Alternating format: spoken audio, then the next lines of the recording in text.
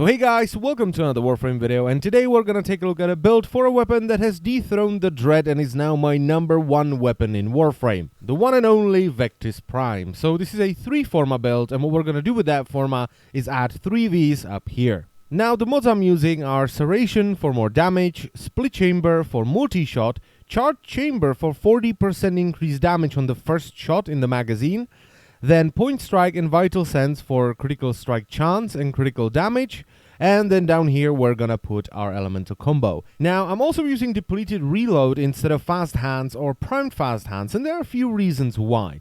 So since I'm using Charged Chamber, I don't want to fire off the second shot because it would do 40% less damage. And this actually helps with that more than you might think, because when you for whatever reason forget to press the reload button, the weapon is still gonna reload, so the next shot will still be charged. But of course that's not the main reason why I'm using Depleted to reload instead of Fast Hands or Primed Fast Hands. It's the reload reduction time. So with the regular Fast Hands, the reload reduction isn't enough.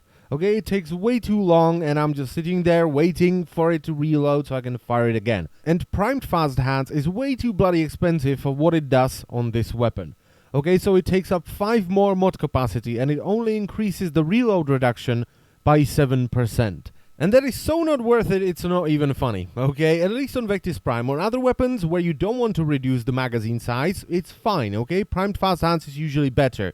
But on Vectis Prime, definitely not. Now, unfortunately, I don't have Primed Chamber, which stacks on top of Charged Chamber and pretty much doubles the damage output of the sniper rifle. So that's kind of sad, but even without Primed Chamber, I've seen this weapon crit for over 50k on a headshot.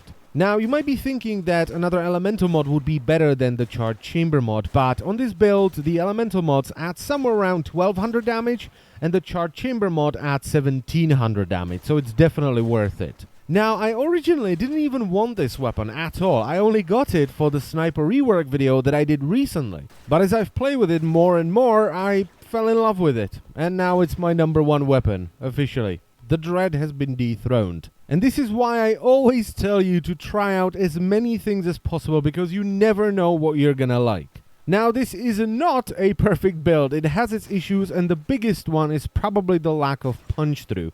When you have a large group of enemies, it can be tedious to pick them off one by one, which is not an issue for me because I like doing that, but it leads to something that is an issue for me, and that's ammo inefficiency, because when you have to pick off enemies one by one, running out of ammunition is a real possibility with this build. But then again, this is a sniper rifle, so each ammo box will give you 10 rounds, which is pretty good, and you can always swap to a sidearm for a bit, or you can pop an ammo restore, or if you want to go ham, you can always run Sniper Scavenger Aura, which will increase the amount of rounds you get from the box up to 25. Now, if you either don't care about the reload time or you're fine with the base reload time as it is, you can always swap Depleted Reload up for something that just does more damage.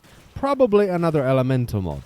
Although you're probably better off with a mod that adds punch through to the weapon. So all in all, a very affordable build for an amazing weapon, so you should definitely try it out. All the mods, with the exception of Depleted Reload, are pretty easy to get, so go for it, it's a lot of fun.